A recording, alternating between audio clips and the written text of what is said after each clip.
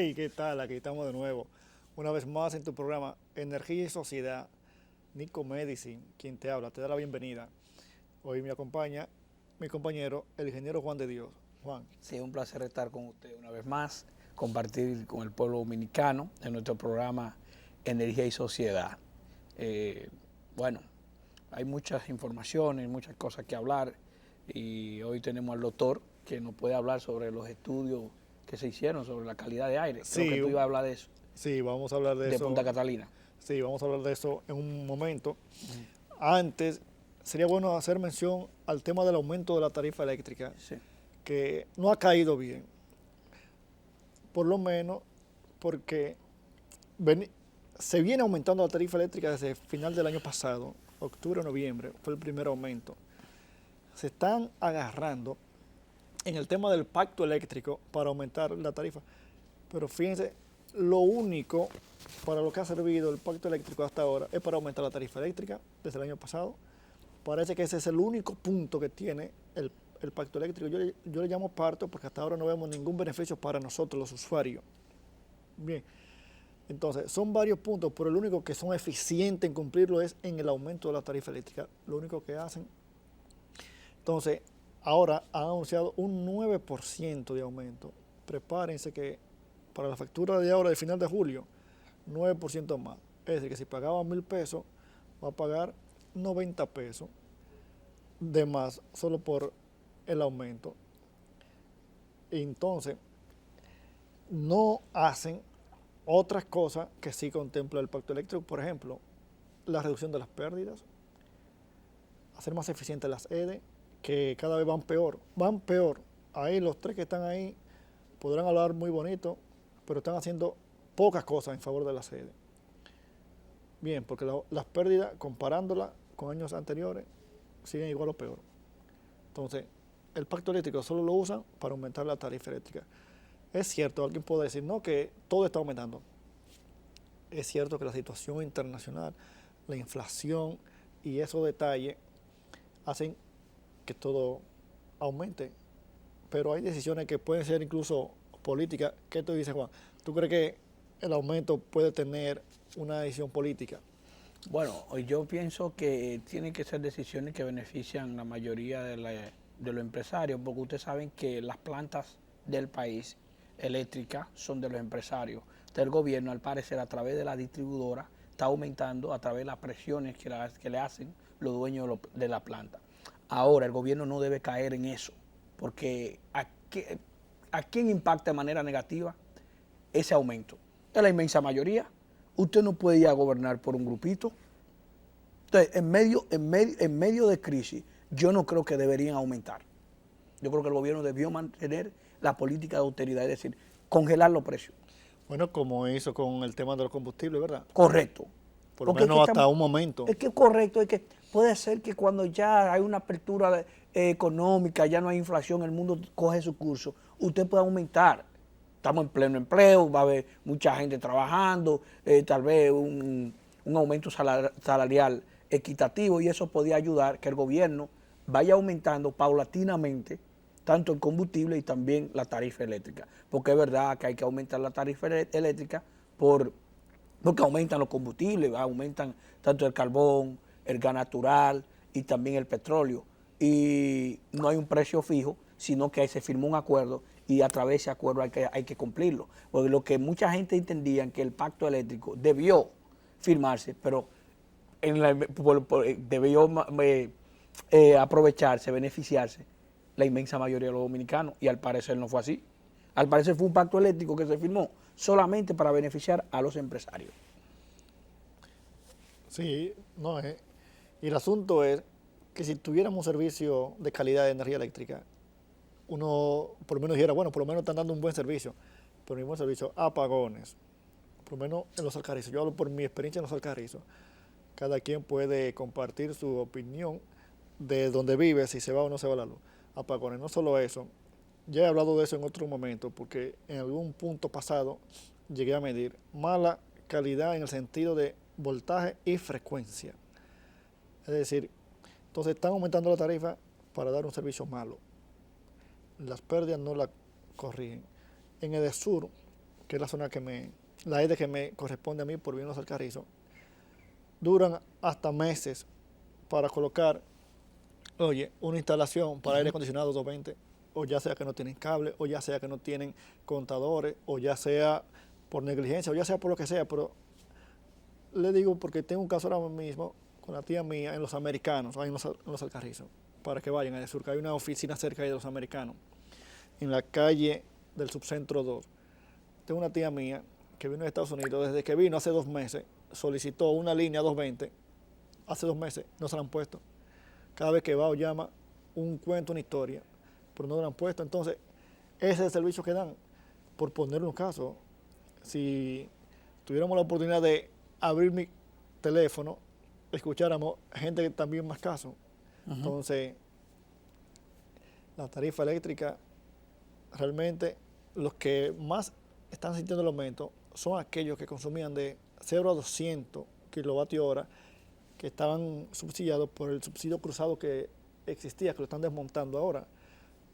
Esos de bajo consumo, que realmente son los más pobres, estaba subsidiado. Los que consumían más pagaban más, pero ahora esos que consumen menos están siendo más castigados por el aumento de la tarifa.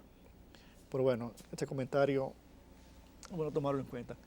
En otro orden, el tema del estudio que se hizo de calidad de aire, de impacto ambiental de la planta eléctrica Punta Catalina, ya yo hablé con los encargados del estudio para que vengan aquí y hablen en detalle con los otros especialistas. Yo trabajo en la calidad de aire. Sí, hay un amigo parte aire, en común que es el amigo Adrián Gutiérrez. Sí, el doctor Adrián Que Gutiérrez. en química, el doctor, Sí, en química, que participó. Experto en recursos costero marino. Sí. Entonces, ya yo hablé con Enrique de León, que es el que coordina el grupo, para que vengan ya sea el próximo viernes o un viernes más adelante con los de diferentes especialistas en cuanto a la calidad de aire, que es la parte que yo manejo y que trabajé. Bueno, que tú hiciste tu tesis del doctoral en esa área. Sí, calidad de aire interior, abarcó calidad de aire interior, eficiencia energética en la edificación, confort térmico, ventilación y calidad de aire interior. Abarcó mi tesis doctoral. Fue abarcante, sí. Entonces, para tener o hacer un pequeño de contexto y de base, los combustibles, cuando se queman, cualquier combustible, sea sólido, líquido o gas, entiéndase carbón, un ejemplo de combustible sólido, ya sea gasolina, un ejemplo de combustible líquido, o ya sea gas natural o GLP que tienen en casa, un ejemplo de combustible gaseoso. Cada vez que uno de esos combustibles se queman, ese proceso de quemar se llama combustión. Entonces, cada vez que se genera la combustión de un tipo de combustible, se generan otros compuestos. Usted, cuando el carbón se quema, desaparece el sólido negro, que viene como carbón, ¿verdad? Hablando del carbón vegetal normalmente que conocemos en casa, y se transforma en otra cosa. No es que desaparece, se transforma, porque hay una ley física tanto de la conservación de la masa como el principio de conservación de la energía también. Es que la masa ni se crea ni se destruye, igual que la energía. Ese es el principio del Lavoisier. Sí, el principio del Lavoisier, sí. Entonces, se transforma. Entonces, ese sólido, por ejemplo, en el carbón, se convierte en gases cuando se quema, en gases y partículas sólidas de diferentes tamaños. Entonces, algunos de esos gases que se generan cuando se quema un combustible de eso, siguiendo el mismo ejemplo del carbón, y también comparten los demás combustibles, esos gases que se generan. ¿Cuáles son? Bueno, está NOx, que son compuestos derivados del nitrógeno y el oxígeno. Le llaman óxidos de nitrógeno. El más medido, o el que más se monitorea en ese caso, es el NO2, dióxido de nitrógeno. Pero también se genera NO, es decir, óxido nitroso. Bien, lo único que algunos reaccionan rápido y se convierten a NO2. Se le llama NOx porque engloba los diferentes gases del nitrógeno que se generan. Bien, otro gas que se genera, SOx, es decir, óxidos de azufre. Azufre y oxígeno reaccionan y se forman óxidos de azufre. Otros gases que se generan, CO, monóxido de carbono, oxígeno y carbono. Otros gases que se generan, ya sea en la misma combustión o luego de la combustión, cuando llega a la atmósfera, ozono O3. Bien, otros gases que se generan, El ozono troposférico. ozono troposférico, sí. Correcto. En lo adelante vamos a decir las causas, la Sí. diferencia entre troposférico y estratosférico. Estratosférico. Así ¿No? Estoy mencionando ahora los gases que se generan, es. Sí. o algunos de ellos, lo más crítico e importante. Otro gas, el CO2, dióxido de carbono. Bien, entonces otro gas que puede generarse, H2S, sulfuro de hidrógeno. Bien, entonces, partículas O pues puede llamar ese sulfuro de hidrógeno, se puede llamar ácidos sulfídricos, sulfídricos. así que Correcto. según una de las formas de nomenclatura. Sí. Exacto, muy bien. Partículas sólidas de diferentes tamaños, principalmente dos, son las que se monitorean en calidad de aire. PM 2.5, es decir, material particulado, igual o menor a 2.5 micra de tamaño. Eso es bien pequeño.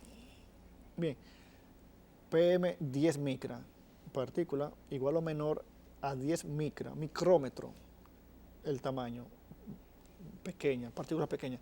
Pero también se generan partículas de diferentes compuestos metálicos, por ejemplo, mercurio, dependiendo de la composición del carbón, que fue el ejemplo que puse inicial, puede generar plomo y otras trazas de algunos metales pesados, cadmio y así. ¿Cómo se generan esos gases? Bueno, cuando se quema, cuando se da la combustión, el combustible reacciona con el oxígeno y con el nitrógeno del aire, porque se usa aire en una cámara de combustión, es decir, en una cámara de fuego. Así como usted tiene la estufa en su casa, por ejemplo, que con un fósforo abre el tanque y enciende la hornilla. Entonces, hay en las plantas de generación eléctrica cámara de combustión, único que no es abierto como la estufa, sino cerrado, y ahí se da la llama y el fuego. Entonces ese oxígeno y ese nitrógeno que vienen en el aire reaccionan con los diferentes componentes de los combustibles. Bien, dentro de los combustibles que se utilizan para generación de energía eléctrica, no es un secreto, no es algo nuevo, ya está requete demostrado que el carbón es el combustible más contaminante, el carbón, de todo, de GLP, de gas natural, de fuel oil, el carbón es el más contaminante de todos. ¿De acuerdo? Genera más contaminación, más gases. Bien, entonces, esos gases son los que se miden, se monitorean en el aire para evaluar el impacto de una planta. ¿De acuerdo? Pero no solo en una planta de generación termoeléctrica se dan la generación de esos gases. En tu casa, en mi casa, en la casa, cuando se cocina, bueno, claro está, si se cocina con GLP o un tipo de ese combustible, porque si es con estufa eléctrica no se generan gases, pero si es con combustible como el GLP, que es el más usado aquí en Dominicana, también se generan esos gases en tu cocina, que si no tiene una buena ventilación, también generan problemas en la salud de los que habitan ese hogar, que es un punto importante en el tema de calidad de interior, la ventilación. Es importante lo que tú tratas cuando tú mencionas el tema del carbón y el tema del GLP, que es el gas licuado de petróleo, el propano. También tú tienes el butano y tú tienes el metano. El GLP es una mezcla de butano y propano. Propano, correcto. ¿Qué pasa? Hay un indicador que se analiza para saber cuál de esos gases hace más daño al medio ambiente. Por ejemplo, gramos de CO2 por kilovatio consumido por hora, por kilovatio hora consumido. Entonces, el carbón, como tú dijiste, es el que más impacta al medio ambiente, el que más CO2 genera, más gramos de CO2 por el kilovatio hora consumida. El carbón representa, tiene 320 gramos por eso. Tú tienes el GLP, que es 238, y tú tienes el gas natural, pues el metano mayormente, que es 204. Es decir, que el carbón le lleva alrededor de 116 gramos de CO2 por kilovatio hora consumida. Exacto, entonces le decía de la ventilación en la casa, para que tengan ese detalle a la hora de que cocinen, porque se han hecho estudios, aquí en Dominicana se han hecho 2 estudios para evaluar la calidad de aire interior en viviendas, y se ha demostrado, esos estudios han mostrado, un incremento de esos gases, principalmente en la hora que se cocina, que es en la mañana. En la mañana. Bueno, seguimos. Esos gases, cuando se da la combustión, salen por la chimenea. Una vez salen por la chimenea, se esparcen, se dispersan en el ambiente, en el aire. ¿De acuerdo? Y de una forma común, se riegan en el aire. Y el aire se encarga de llevarlo a diferentes sitios. Bien, muchos se encontraron raros, se asombraron, que cómo es posible que pueda llegar a Haití o hasta Cuba o hasta Jamaica. Pero para ponerle un caso, el viento, o no el viento, el polvo del Sahara llega hasta aquí, que está a miles de kilómetros más lejos. Más de 5.000 kilómetros recorre Y llega desde el norte de Egipto, de allá en África, y llega hasta aquí en Centroamérica. Así que llega. No se sorprendan por eso, porque el viento no lo controlamos. Y esas micropartículas van a viajar exacto, a miles se de kilómetros. En el aire, las partículas se mantienen suspendidas en el aire, irán hasta donde el viento la lleve, y como la dirección predominante en esa zona, Peravia, es de este al oeste, así que eso no debe ser una sorpresa. Ahora, y se midieron, ¿verdad? Sí, realizaron mediciones. El código dominicano, bueno, normalmente las normas, no solo la dominicana, contemplan varias formas de hacer mediciones, o durante 1 hora, o durante 8 horas, o durante 24 horas, o anual. Entonces, para cumplimiento de la norma, tú eliges una de esas opciones para medir. Bien, claro está, para material particulado, lo mínimo es 24 horas que debe estar el equipo. ¿De acuerdo? Las mediciones que se hicieron para material particulado fueron durante 24 horas y la de los gases fue durante 1 hora. Que, cumpliendo con la norma ambiental dominicana, ahí muchos pueden estar contentos, pero algunos puntos, 2 específicamente, no cumplen con los parámetros de la Organización Mundial de la Salud, que a muchos no les interesa eso, pero hay que decir lo que arrojó el estudio. Los parámetros se compararon con la norma dominicana, con la norma ambiental de Estados Unidos, la norma de la Organización Mundial de la Salud y con la norma europea. Otros se sorprenden por que el estudio dice que cierta cantidad de personas morirán de forma prematura. Pero si usted entra ahora, pone en Google calidad de aire ambiental, muerte, y va a ver que este año se publicó un estudio que 7 millones de personas en el mundo mueren de forma prematura por una mala calidad de aire. Así es. Es decir que, no sé por qué se sorprende, son datos que están ahí, información. Al igual que también cerca de 5 y 6 millones mueran cada año por no tener agua, acceso a agua. También, en África. O por una mala calidad de agua. Sí, correcto, todo eso. Pero hay un reglamento en el Ministerio de Medio Ambiente y Recursos Naturales, que es el reglamento ambiental para calidad de aire, que ahí detalla todos los indicadores y todo el objetivo que tiene ese reglamento, y regular la cantidad de partículas o de gases que deben estar en el ambiente. Por ejemplo, donde tiene D, que son las emisiones permitidas. Por ejemplo, hay otras que tienen MINS, que hay otras que tienen WORTH, es decir, lo que ya supera la cantidad de gases, el máximo permisible. Correcto. Y un máximo que no pudiera superarse. Bueno, así es. Otro detalle que voy a comentar del estudio, que algunos critican, es el modelo teórico que se hizo. Voy a explicar qué es un modelo y en qué consiste y cómo es que se hace después del corte comercial.